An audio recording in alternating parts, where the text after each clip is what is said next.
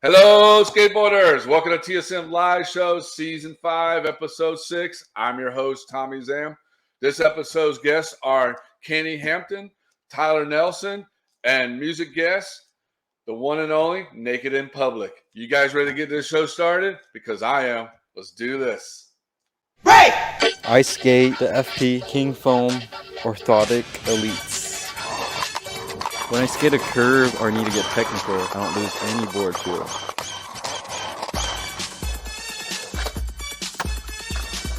I like to use these insoles because I could jump off big shit and not hurt my feet.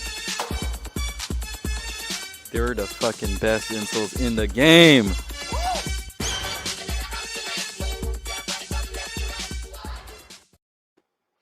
What up, what up? Well, sad news. Our future skater, Tyler Nelson, no call, no show. So what we're going to do, we're just going to play his video that he sent us this week. That's filmed by Sean. I might say the last name wrong. Karajazi. I might say it wrong, but if I did, I apologize. But it's filmed by Sean Karajazi. Let's play Tyler Nelson's video.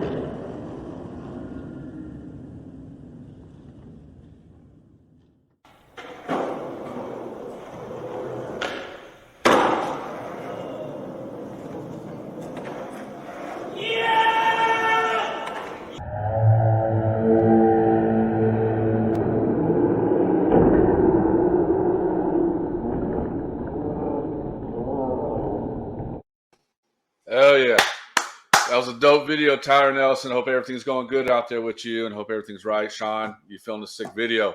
So coming up next, I'm going to bring you guys Naked in Public. Be ready for them. My name is Nathon Ko Singleton, and I skate bone Swiss bearings because they never let me down. Whether I'm skating my favorite spot, the Santa Monica Sand Gaps, a dusty, dirty ditch spot kind of like this one, or a perfectly good skate park, I always get the best out of my bearings.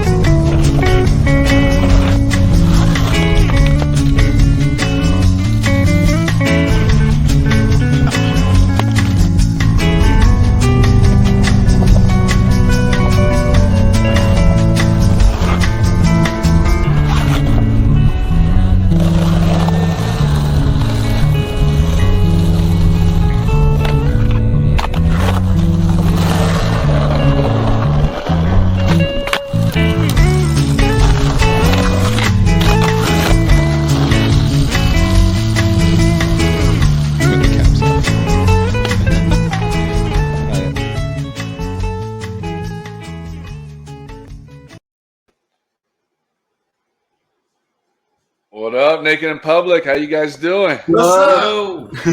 How you guys doing today? Chilling, Oh, how about this? Before we start up, I want you guys to introduce each one of you guys. What instrument you guys, what y'all do in the band, stuff like that, and everything. So who goes first? I guess I go first. I'm George. I do guitar and vocals, and I am the front man. Okay.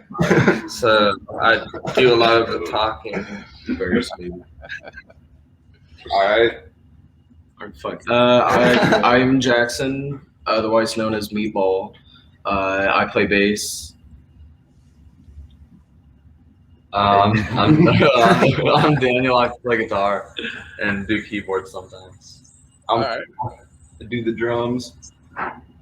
You do the drums? I do the drums. Hell yeah, dude. That's great. That's great. I had to figure out which what it is, Yeah. Hey, real quick. So why they call you Meatball for? Is it from what? Yeah. So we have a very close friend named Ben Krause, who long ago deciphered that my last name Angarola was like Italian. Mm-hmm. So he made the first connection that popped into his head. Meatballs, Italian. So, it was birthed from that. I like that, man. He also has a dual meaning though, because his bass lines are fat And meaty, bally, like a meatball. That's awesome, man. So how'd you guys meet up? I mean, y'all were like went to school always from elementary school. We went to school together. Yeah, so we started this band as like a joke for sure. Yeah. Like, it was a joke, really? Yeah, we just like kept doing it. And Yeah. it ended up where it It is. just like started becoming less and less of a bit, and then it invested, like, wait, maybe we should half take of our ourselves lives seriously a little bit. into it. Yeah. So what? So you two found each other in like what, elementary school or something? Yeah, we've been friends since like Fifth grade, Fifth sixth grade. grade, something like that. And then how did Meatball get in?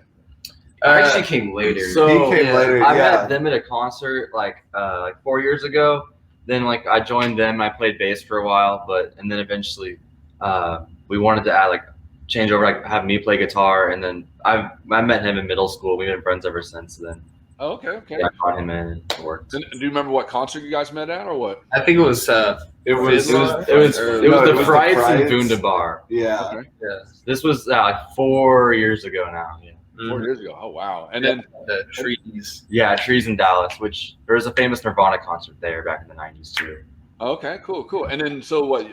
So did you guys start in other bands? Did y'all have other bands before y'all started? Yeah, that's all I knew about him. He was in a We were in a few bands together, and that's how we met because they wanted to find a producer. So I sent them someone I knew, and then they asked me to play, or they asked for a bassist, and I just said I would track on their EP. And he said he would track for us, and then we never let him leave. Yeah, no, I got stuff. They fucking handcuffed you and say, "Yo, you're not leaving, dude. You're staying right here." That's right, dude. And so you guys are in Dallas, Texas area, correct? We all Yeah. live up in Denton, except Daniel. I still live in Dallas. They all live in Denton. Oh, okay. And so what's the punk scene out there like out in Dallas? I feel like out of all the music scenes, the punk scene's one of the bigger ones. Yeah. For sure. I would for sure agree. Yeah. A lot Especially up here in these Denton. sides. It's like every band's a punk band up in Denton. There's a lot of DIY activity up in Denton. Shout out to Noogie. Shout out to They're like Shout the out best to band in Noogie. Dallas. Yeah. Really? Yeah. Okay. I thought you guys were pretty awesome. I mean, You gotta listen to Noogie. They're where it's at. Noogie's good, man. okay. I mean, because I listened to a lot of y'all stuff, and you know, I've searched you guys on Spotify. I was telling them earlier, I found you guys on some, like, I think it was an Instagram clip or something like that, or some video or something that you guys are on there, and I think it was for Pushfoot or something like that. Yeah, they're in Denton, right? I think so. Yeah. I don't know, but The skate place? Yeah, we played there. Yeah. yeah. And so I saw y'all's music, and I was like, dude, I got to get these guys on here, man. So I hit up, I think it was Eric I talked to from over there, and he's like, yo, hit these guys up. I was like, dude, you guys are awesome, man. And I love what you guys play, man. Appreciate it, man. Thank you. Thanks. But so what I'm coming at is you guys have like a Violent Femme style, dude, that I like. Yeah, That's cool. Yeah. Is that one of y'all's like bands that y'all look up to? No, I mean, we have the cover. Yeah, we play. We do add it up. Yeah, that's right. We got like compared to that though, like even before we started covering that song though with our first EP too. Yeah, people kind of always said that. It was never like a It's like conscious Violent thing. I guess Femmes. it just kind of came out. No, but I mean, your guys' music's amazing, dude. It's like because you have like I don't know what song it was, but there's one that's just all instrumental. I'm trying to think. It was just. I think it was off your new album. Right. The just super Just like, the one that's like just a piano. Yeah, just the piano. Just Yeah, Vasquez. that one. That's one of my favorites. Dude, I like that one. That one's pretty dope, dude. I was like, Yeah. what? That's sick, dude. And then Fuck It. Fuck It definitely is a good song. Yeah. So how'd y'all come up with that song? Well, I wrote that in I guess what was it, 8th or 9th grade.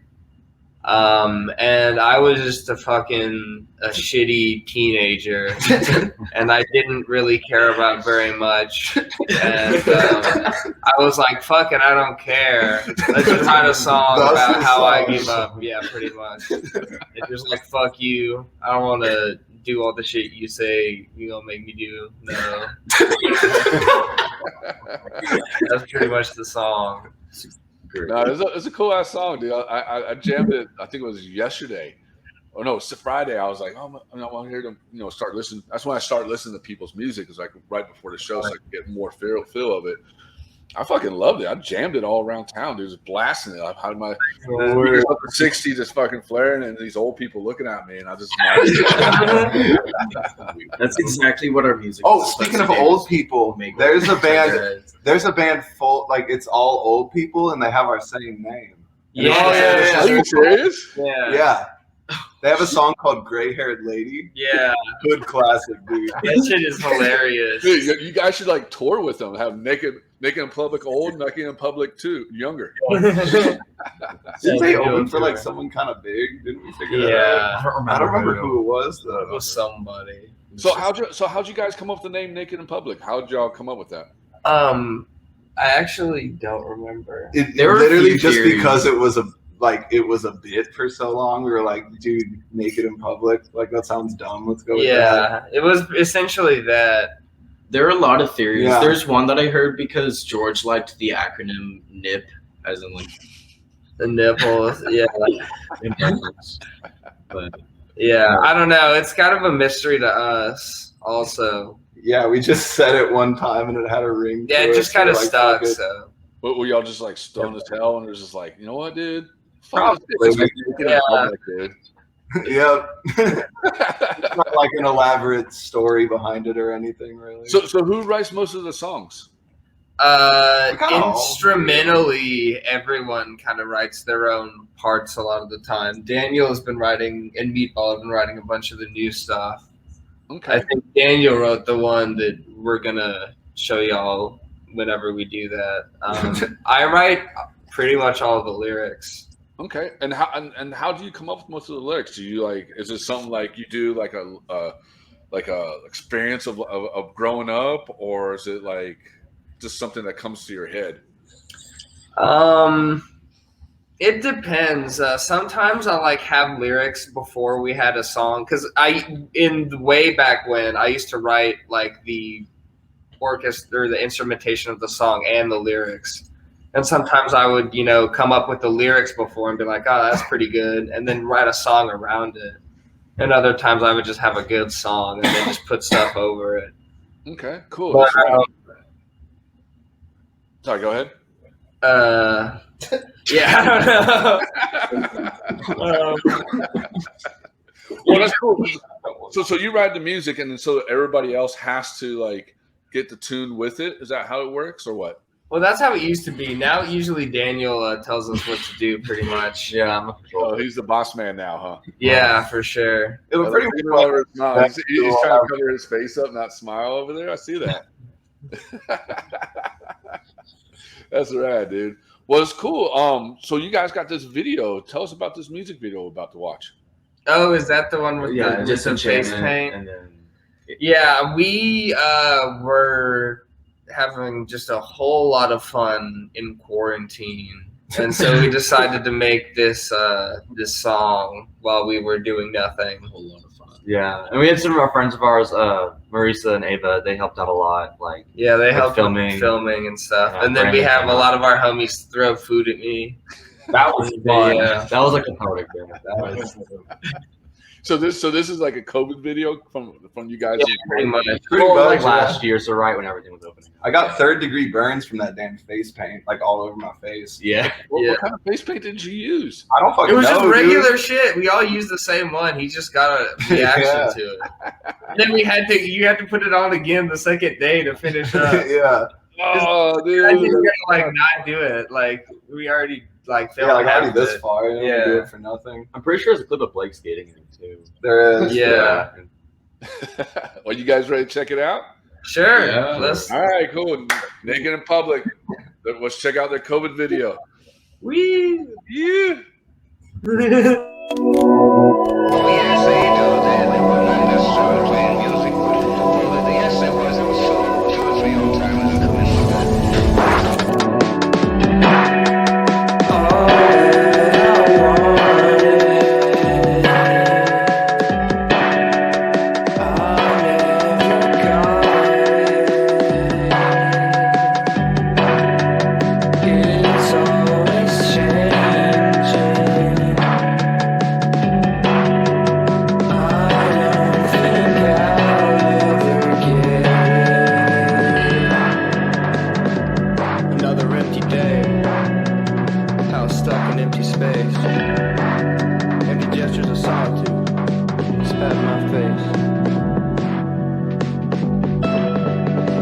Self-reflective for an hour.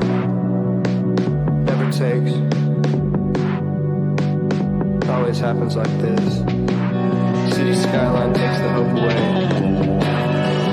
I never needed help from nobody. I didn't want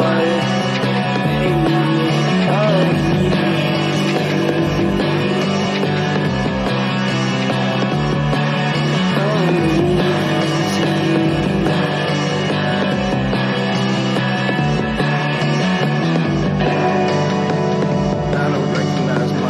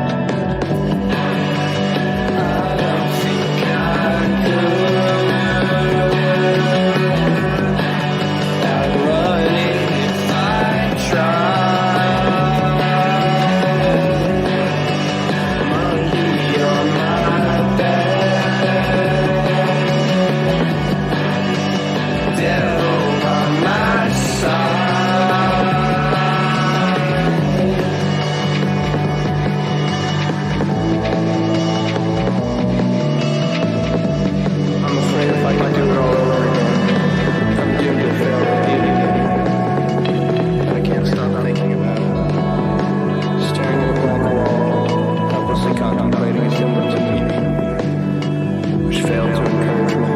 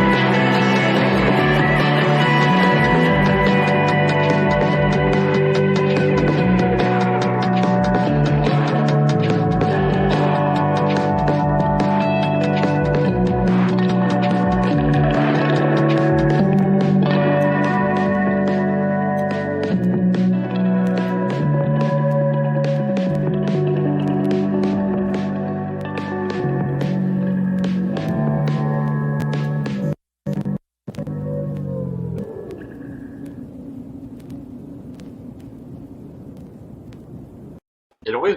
Oh, I loved it, dude. right on. I loved it, man. Definitely. So, so let me ask you, how many takes did it take to get all that food thrown at you? I think it was pretty much, I think, just one take. I love the fact that the late lettuce, big head of lettuce. That Comes was out. me. Yeah. That was you. Yeah, we weren't supposed to do that. You just wanted to do it. Yeah. You're like, you know what? I'm gonna peg him with that head of lettuce at the end. No, I liked it. I definitely did, man. It was definitely really good. You guys got really good, chemistry together of playing and doing videos and stuff like that. And it's pretty cool to see that. And I'm gonna go back just a little bit. So you guys basically started like in a garage as fun, like 2000. Yeah. And then you guys started getting serious like a couple of years ago, right? Yeah. We started taking it seriously kind of around 2018, 2019, around 2017, 2018, we started taking it pretty seriously. And what made you guys decide to take it seriously? Well, we started actually recording stuff, and we were like, oh shit, well, we're actually investing a bunch of money into this. It's fucking really expensive. Or it was at the time for us to record songs because we were kids and we didn't know how shit worked. People were just more than willing to scam us. Yeah, it happened. But yeah, so we decided to get serious after that. Dude, that's right, dude. And then you guys dropped a couple singles, and then all of a sudden you're like, you know what? Let's just drop an album, a full album. What was that like?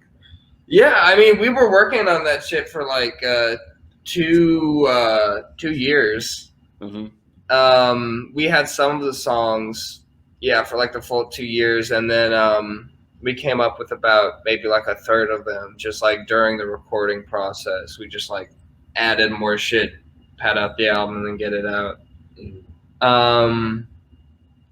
But yeah, the album was definitely a pain in the ass because we did it over such a long period of time that we just had to keep re-recording shit over and over again. We were so painstakingly anal about getting shit as tight as possible. Yeah.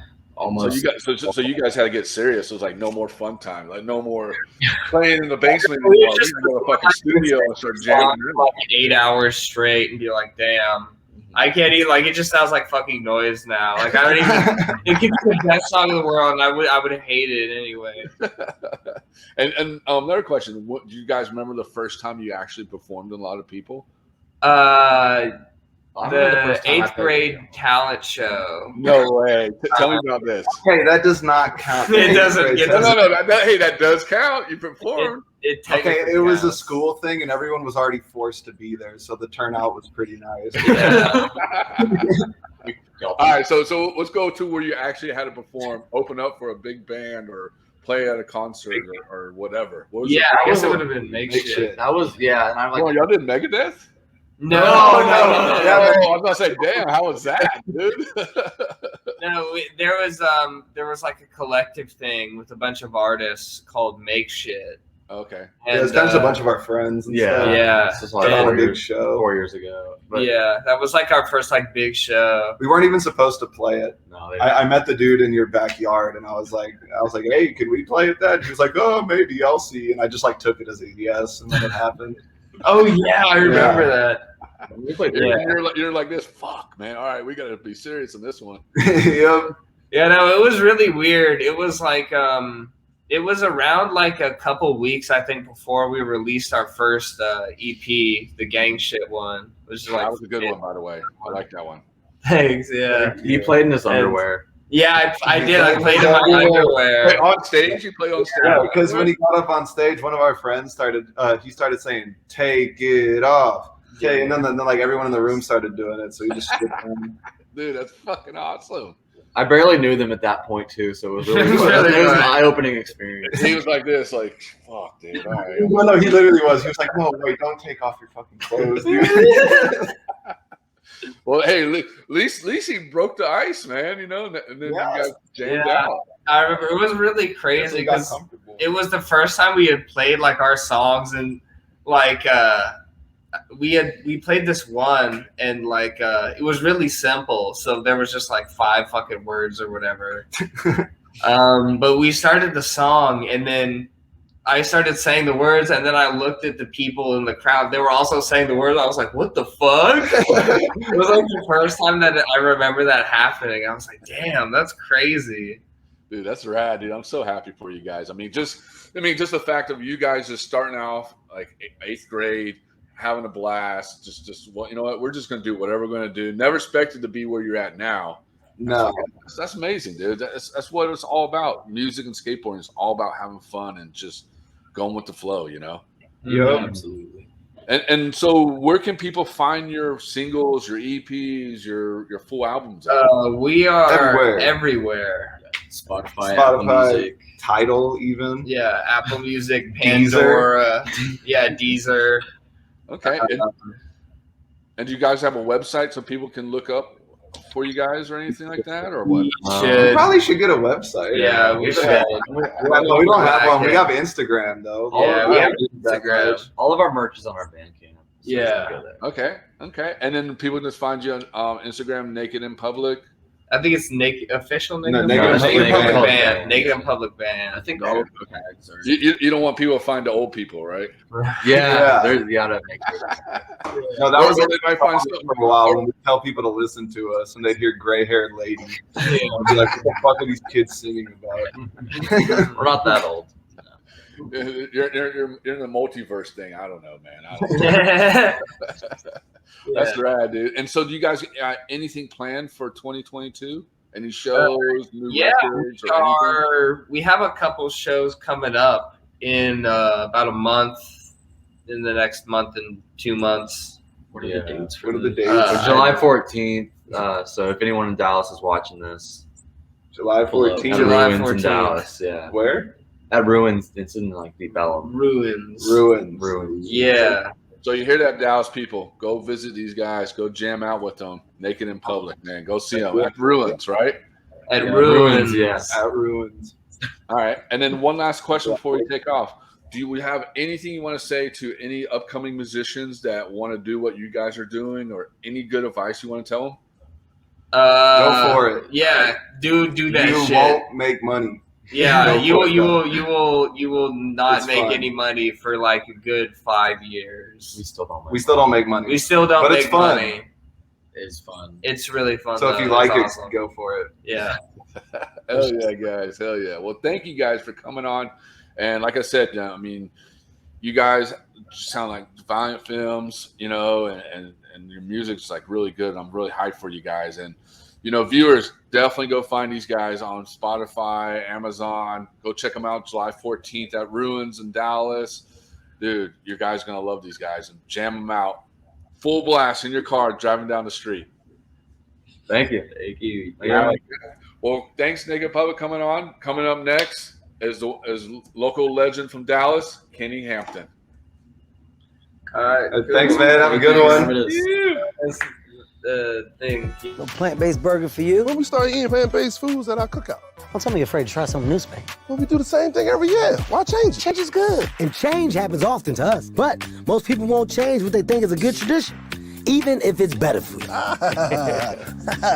Peace and a bottle of head grease. Ah, come on now. You better get. I mean, traditions keep us connected to our past, but we have to make decisions for the future. Whoa, this is bogus. Chill, bro. Like, totally. We gotta go beyond traditional thinking. You know, make changes that are better for the planet. Better for the planet? Oh, snap. You bugging. Word? We're still talking about burgers, right? Eating plant-based is actually fighting climate change. You know, sometimes we overlook the most obvious things we can change. And I don't know why. Some things should be easy, like eating Beyond Meat. Give me some. No? I understand. Changing the world one burger at a time. Where my flame at? What up, Kenny? Hold on. I think your mute's on right now. Hold on. There you go. You can hear me? I can hear you now. What's Okay, up, cool. Kenny? What up, you guys? How are y'all? Good, good. I like the fresh look over here, man. Yeah. I got cut up before this. Yeah. Trying Hey, to look so- nice. So before we start everything, I want to play this clip because I want to know about the story behind this clip. Okay. Yeah. All right, you ready to check it out? Yeah, let's shoot. Go ahead. All right, let's check out this clip of Kenny real quick.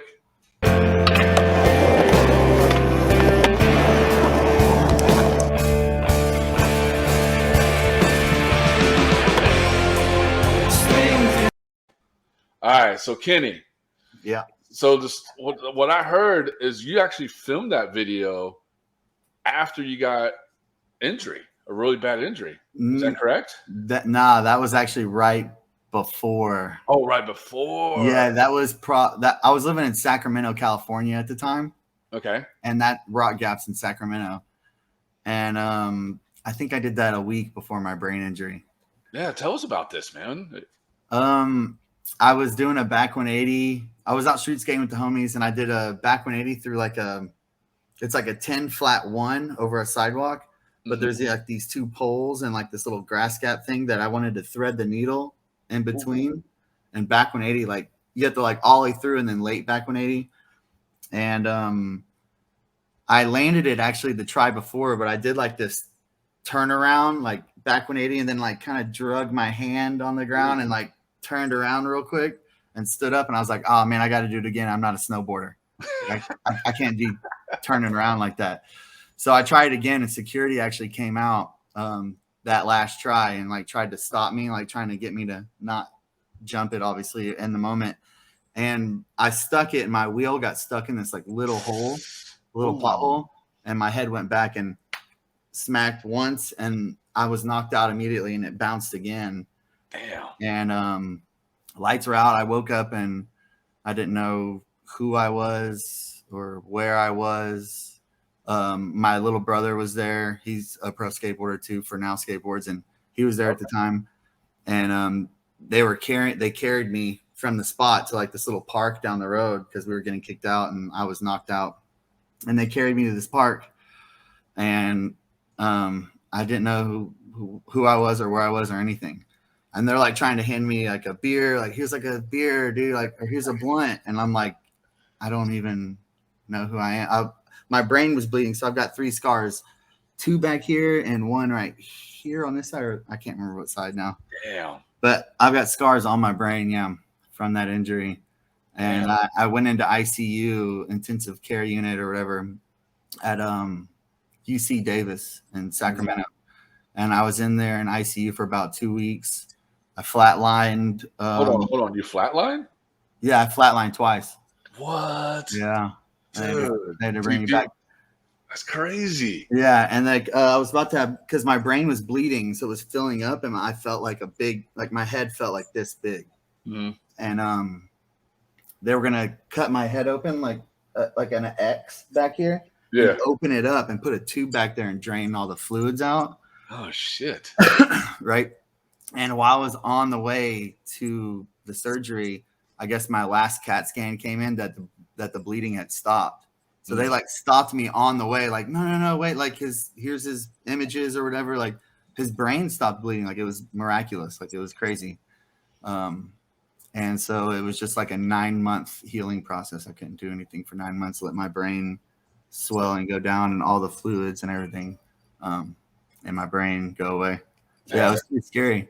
That's crazy, dude. And so you had 9 months of not doing anything. So, I mean, did you go certain procedures to do to get you like mind? I just saw my neurologist, and I would get like CAT scans every once in a while and get like checkups.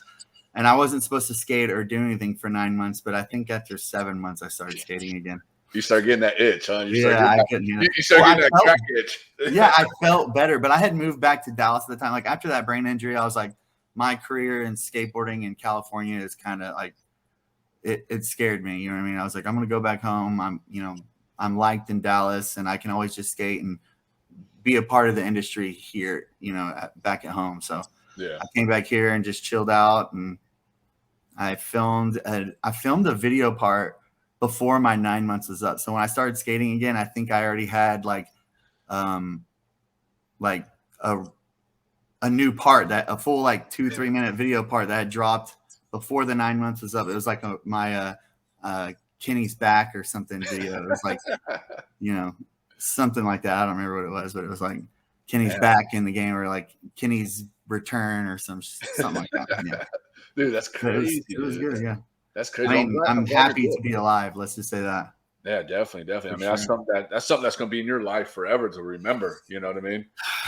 Shoot, dude. It was pretty hectic. It was a really scary experience, but I've been hit by a car in Deep Ellum before. Like hit by a car while I was skating across the street, and my body flipped over the car. And I don't remember. I kind of blacked out on that too, but I skated away.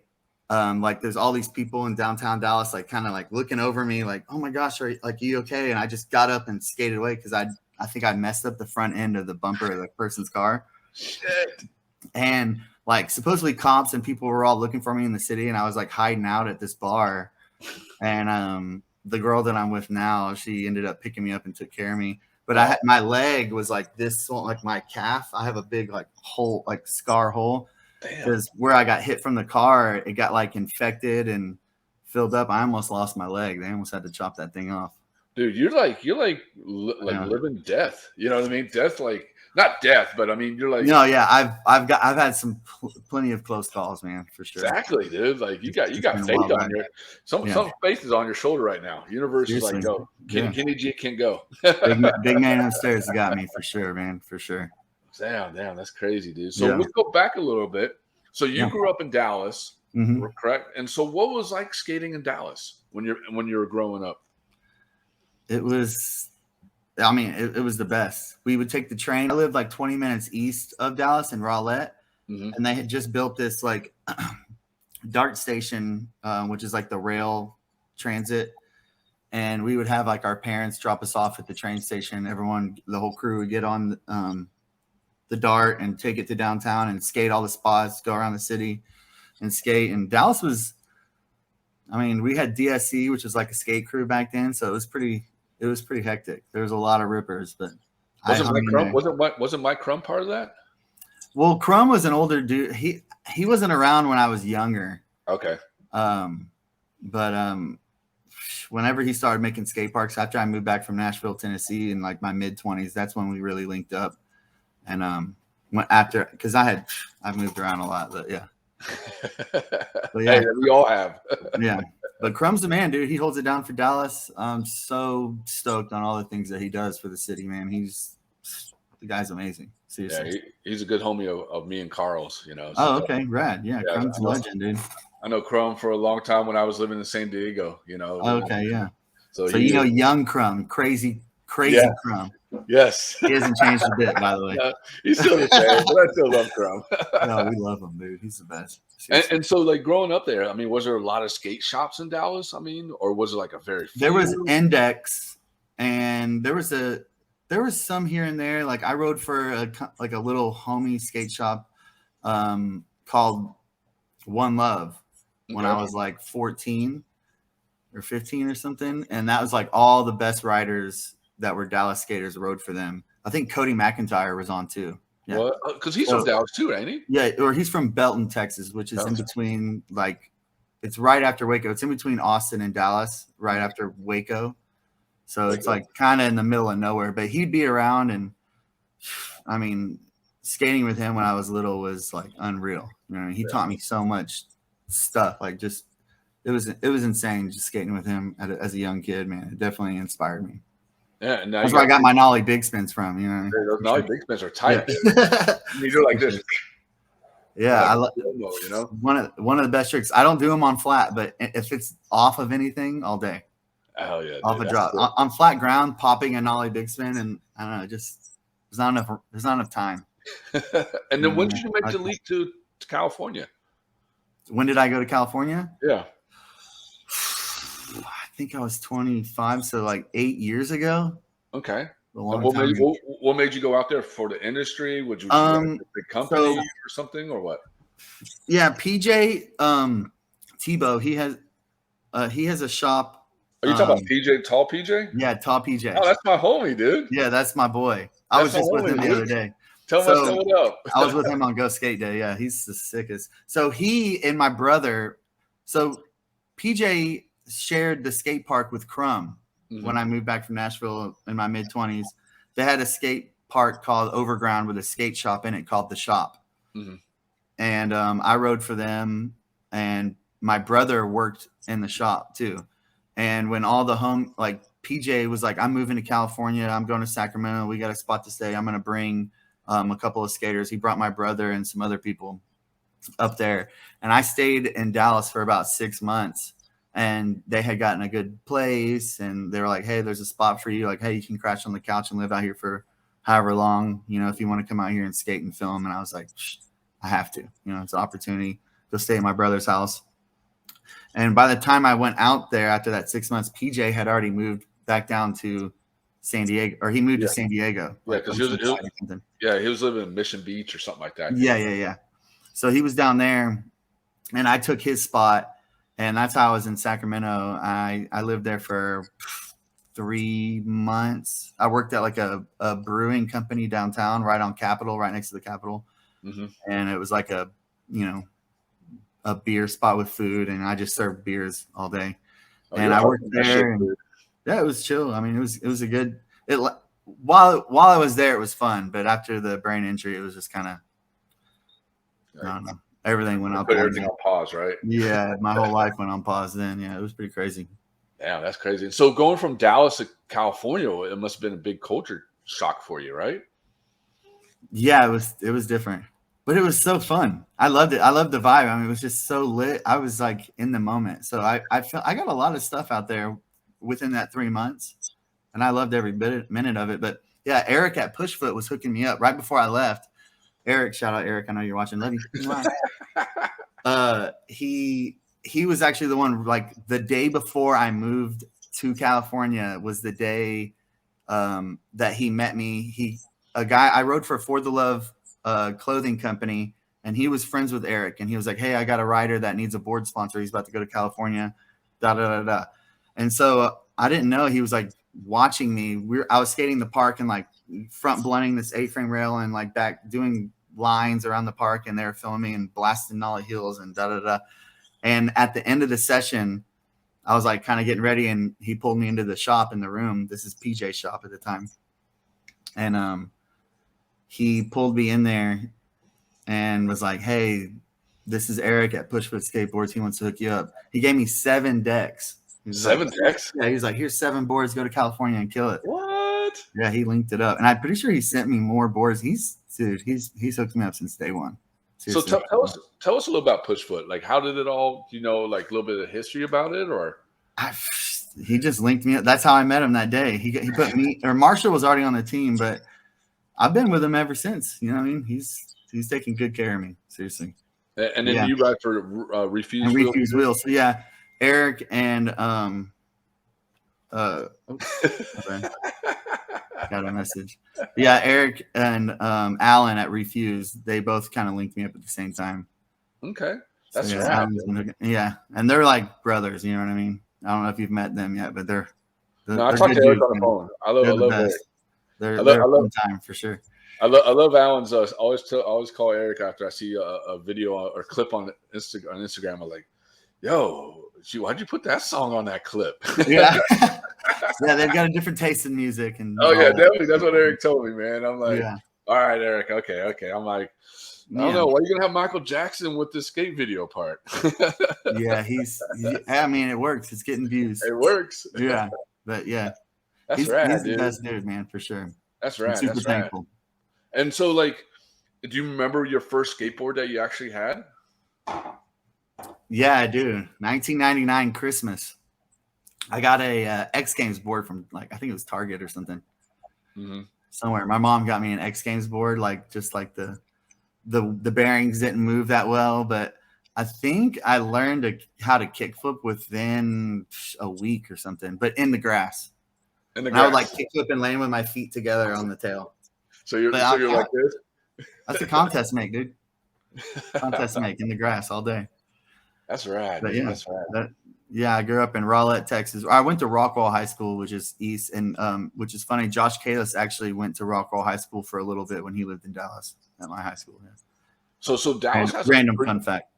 Yeah, and Dallas seems like it has a very big skate scene, like a good huge. I mean, there's a lot of people that came out there like Crumb, Keyshot, yes, and then Wild Will. I don't know if Will Taylor. Yeah, I think he came from Houston. Yeah, I remember Will Taylor. Didn't he go to prison or something? I think so, because he stayed with me at my house down in San Diego. Yeah, I think he went to prison. I think he broke his girlfriend's arm or something. Oh shit! I don't know. But yeah, let's change the subject. I don't want to talk about something. I don't know, man.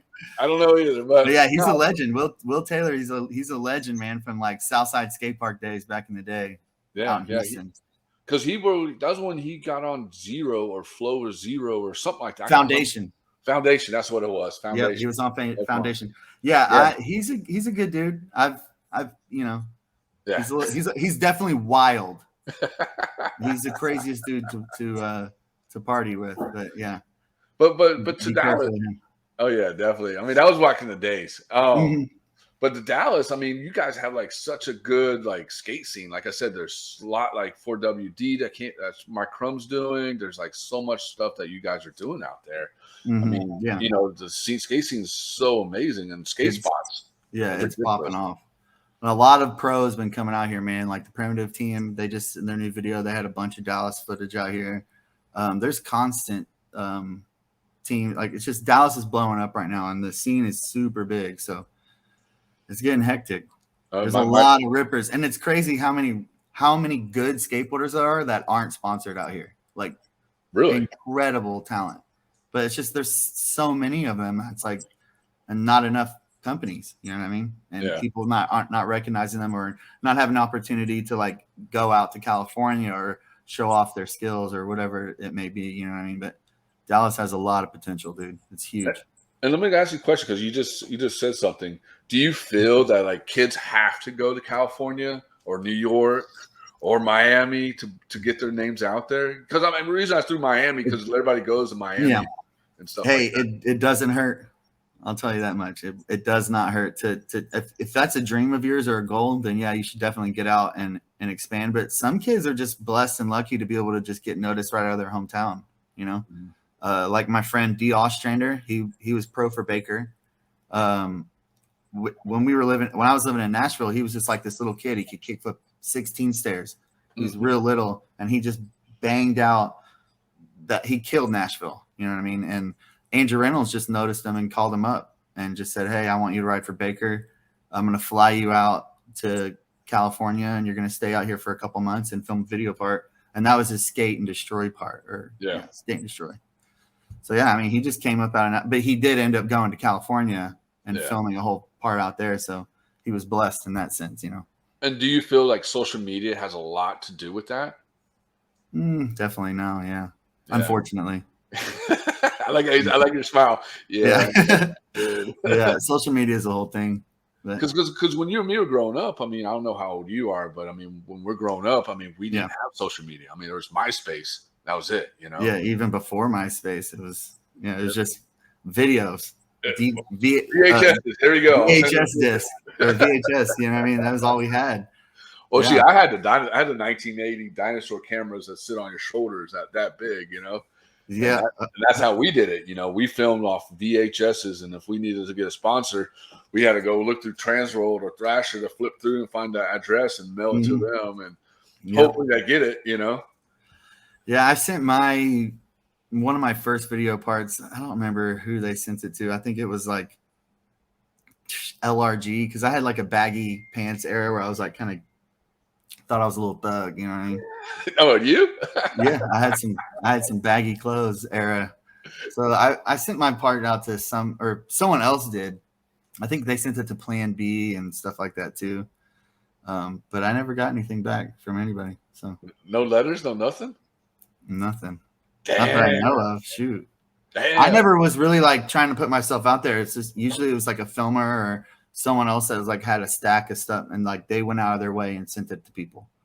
Yeah. But I never went out of my way. I just skated and just did what I wanted to do, you know. And that's the best way to do it. And nowadays, I mean, nowadays kids and parents, all they care about is their kids being sponsored. Oh, I want my kid to be sponsored. Skate for the Olympics or do this and do that. And it's like, dude, that's not the principle of skating. That what we started skating for. You know what I mean? When it was just something that inspired us and just like learning something. It was that feeling is what we came back for. It's like that's why we got as good as we did, because we were so invested in it. And, you know, it wasn't to be the best of the best. Even though I was competitive, I wanted to be, you know, show everyone what I could do or try and show someone up or something when I was real young, which always backfired on me.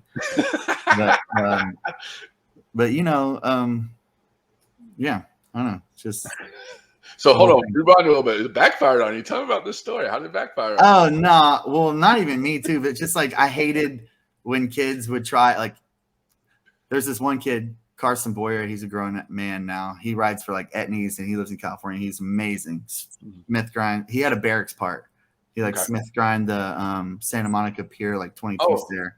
Yeah, I know you're talking about. Yeah. So I grew up with him, but he was a little bit younger than me. He was in my brother's grade, and we were skating the skate park. Like I would tray flip the Forester, and then he would like drop in and tray flip, do a tray flip behind me. And then like I'd change the trick, like nollie varial heel flip it, and then he would go and try nollie varial heel flip. And I would always get like, yo, dude, like why? But I realized later he was like, I just want to be like you. Like you're doing all these tricks. Like I want to, but I was always like mad about that because I did that once too. I think Jeremy Holmes, when I was younger, I tried to do like a front board on this thing that he was trying, and he did not like that. He got mad. He was like, that's my thing, bro. Why are you trying my trick? You like what are you doing on my stuff? At a young age, I knew early, don't try and show people up. But hey, that's the way to do it. It's the same way when kids skate parks where they just ride right in front of you. You know, you know, snake all day. Yeah, and I got knocked down a couple of times doing that. And I remember, I think it was a demo. It was a Plan B and Firm demo out in Beach Plus back in the day, and I mean, it was like a little foundation. You know, old building that got knocked down and it just turned into a foundation. That was our skate spot. And we all skate there, and that's what Beach Plus, now called Plus Skate Shop, will have their demos out there. And I always remember it. You know, I didn't see him, and I don't know if he saw me, but we were both hitting the ledge. There's like a ledge that goes like this, and fucking Ray Barbie just boom, just collided me, and I just You had a collision with Ray Barbie? Yes, and I had him on the show. I think it was like a previous season, and I told him about that, and he was like, "Oh yeah, I'm so sorry."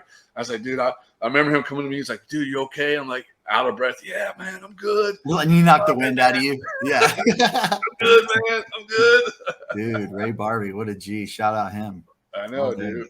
But I mean, to the snake thing, I mean, yeah, kids just got to learn how to do that, man. The skateboard etiquette needs to be retaught. Because these kids these days, they don't give a shit. They dude. don't. Yeah, they don't understand. Especially on those fucking rainbows, dude. Like the scooters. All day. If you get hit in the shin with a scooter, that's it. My session's over. You know what I mean? You're throwing your board. You're like, oh my gosh. Well, I just walk away in silence and just hold the anger in. And the parent over here is yelling at you. "Why'd you do my kid?" You're like, "Nah, dude, he ran into me, man." Yeah, that dang stew head little kid. Keep an eye on him. Well, you came out with a second board. This one right here. I did. Yes. And I know there's a story behind this. Can you tell us a little about the story? Yeah. And by the way, guys, grab this at Pushfoot Skateboards right here. Kenny's Hampton's second board right here. Pushfoot, baby. Grab all it. Day. Yeah, that board means a lot to me. So it's kind of like the graphic is like the old American Tale, Paul Bunyan and his Big Blue Ox. Yeah. I guess like the old original tale.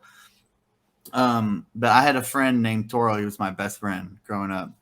And he passed away from a car accident in late 2019. And that rocked me a lot. Really messed me up because I skated with him every day. We were together every day.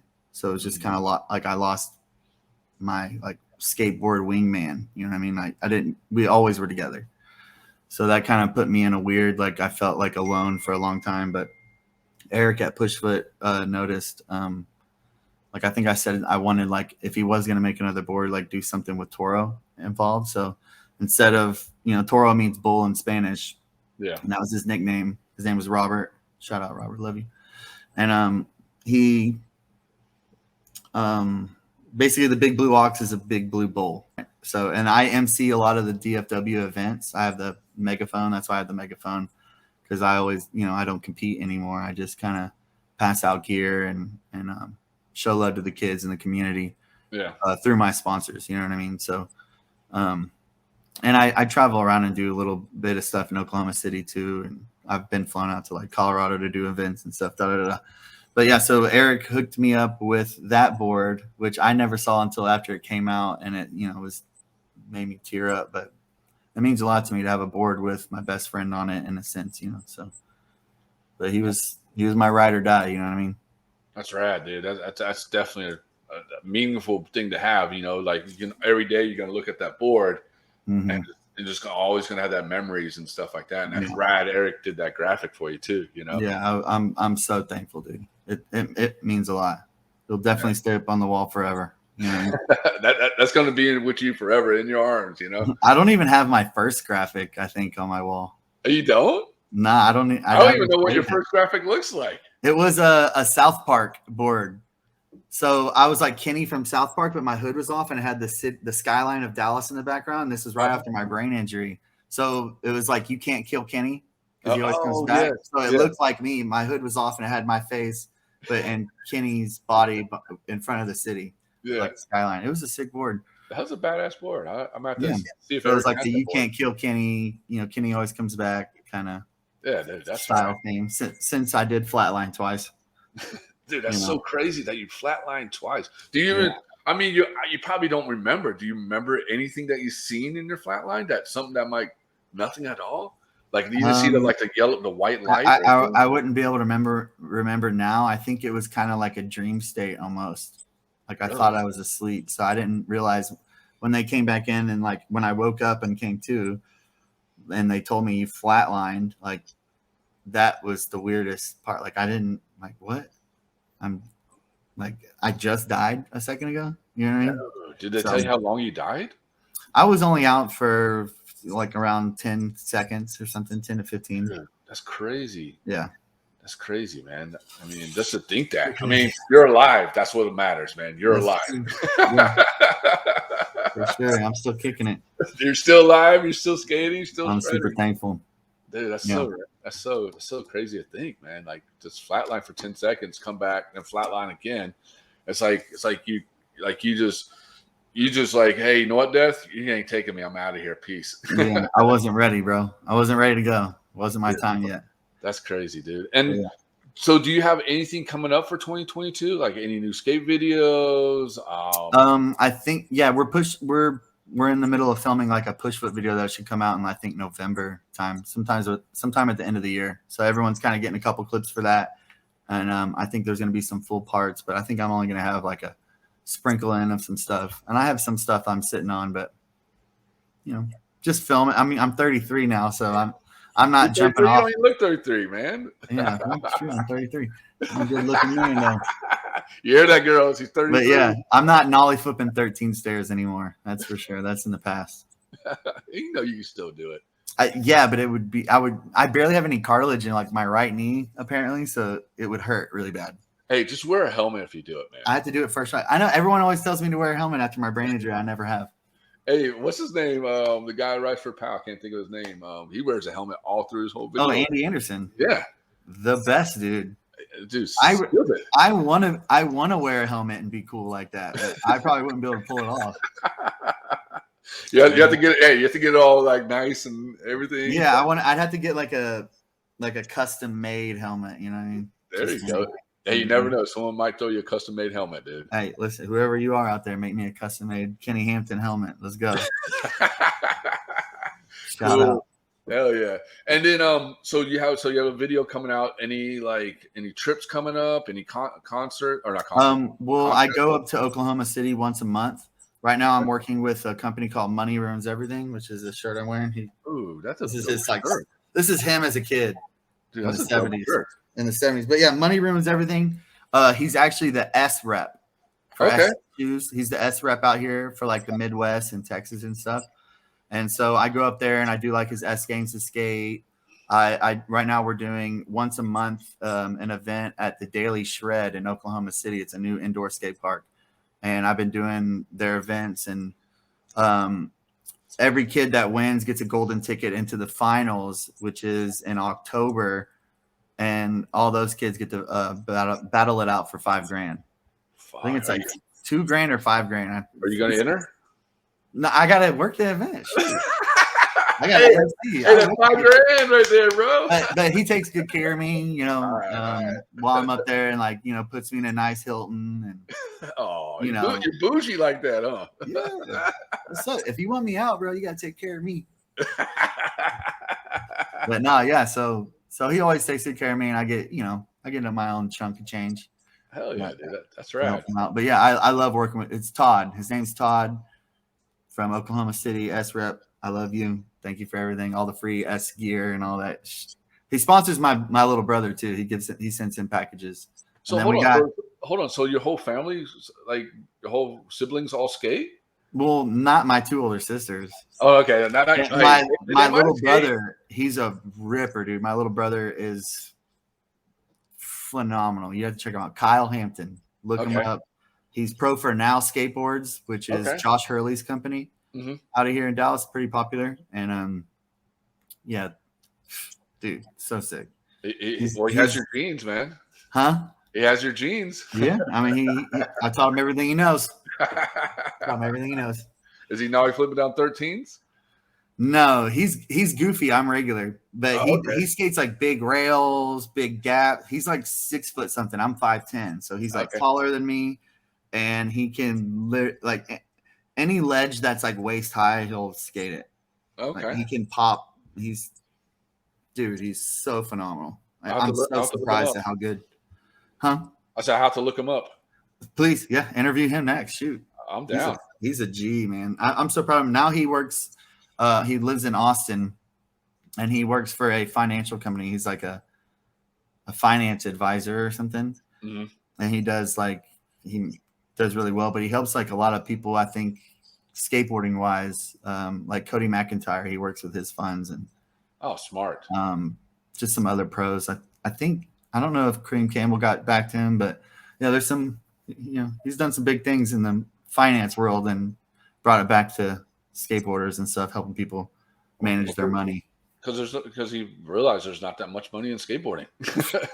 Barely any at all. Yeah. He's just giving back to skateboarding. That's it. Exactly. Skateboarding is for the love, most Exactly. part. You gotta work, you gotta hustle, you gotta grind out here. Gotta make it happen. Yeah. Exactly. And then where can people find you at? Do you have a website, Instagram? Instagram. Where can people get your boards and stuff like that? We'll go to Function Skate Supply. Pushfoot skateboards, refuse wheels, purchase those. Function Skate Supply. Check it out. And then my Instagram is The Real Kenny Hampton. It's my new account. My last account got hacked by some Bitcoin guy. And he hacked Kareem Campbell's account too. And Kareem had like a check verified thing. Uh-huh. But he got his account back, but they took his check away, his blue check. Are you serious? So they gave him his account, but I'm like, why don't I get my account back? Because you had the blue check. I didn't have no blue check, bro. I wasn't that cool. So, but yeah, so I had to make a new account, The Real Kenny Hampton. Check me out on Instagram. Find me there. And then, and then I shout out like dates and contests and stuff that we do in DFW or Oklahoma City and kind of put out flyers and let everyone know in the city what's going down. Oh, yeah. And then one last thing. What can you say to the upcoming skaters? Anything you want to say to those guys? Shoot. Skate for fun. Skate for yourself. Have fun with your friends. Push yourself. Don't take it too seriously. It takes a lot of time. I know people want to just step on their board and do a certain thing, but skateboarding is a lot of it's like repetition. It's just it's a lot of practice. It takes a long time, So just keep working at it. Don't get bummed. You know what I mean? Just work hard at it. Don't give up. And that's it. Yeah. That's all I gotta say.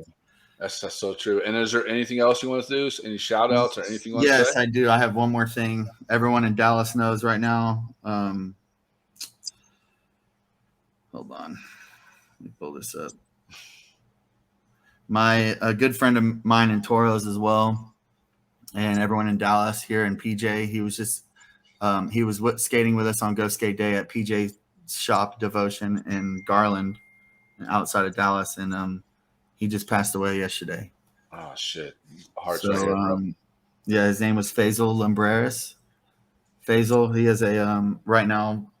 They just started a GoFundMe that I just saw. Faisal Lumbreras is FAISAL, and then Lumbreras LUMBRERAS. If you guys want to go and shoot any money his way for the family, for the funeral and all that, and shout out his son, little baby Faisal.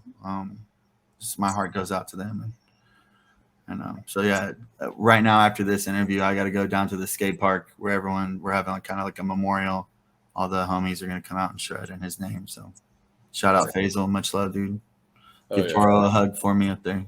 So, yeah. And and everybody at TSM Media want to give our prayers and thoughts out to the family and the friends and stuff like that and everything. And anything we can do to help on our end. If you want to tag us on stuff to help promote on our end of like GoFundMe stuff, whatever, pictures, whatever, just tag us and we'll repost it for you guys and everything, man. Yeah, so. He was a Dallas legend, man. I mean, he was kind of like our John Cardiel. The faster he'd go, the more control he had. Like he could frontside 5, like his frontside grinds were the best. Like he'd go like 30 feet on a 5.0 just on any quarter pipe. But he was a man. Always positive energy, super fun. Always had a big beer in his hand. Just crazy phase, man. He was a real one. He really carried the city, and he was always really like loving to everybody. So it's a hard miss for everyone out here in Dallas right now. Definitely. At Dallas skate scene, you have our love, man. Definitely do. Appreciate it. Well, this is a wrap for TSM Live Show, Season 5, Episode 6. I'm your host, Tommie Zam. I want to say thanks to all our sponsors for making this season happen. I want to say thank you to all of our guests for coming on True Skateboard Mag Live Show. Tune in next month for Season 5, Episode 7, because that shit's going to be fucking hilarious. But I'm going to leave you here with the one and only Naked in Public. Thank you, Kenny. Thank you. Much love. Appreciate it. Hell yeah, G. Thank you, guys. Hell yeah. Special shout out to Big Fun. You know, they're cool. We're naked in public. Got a full house tonight, so we intend to make a good use of it. Fuck yeah! Woo!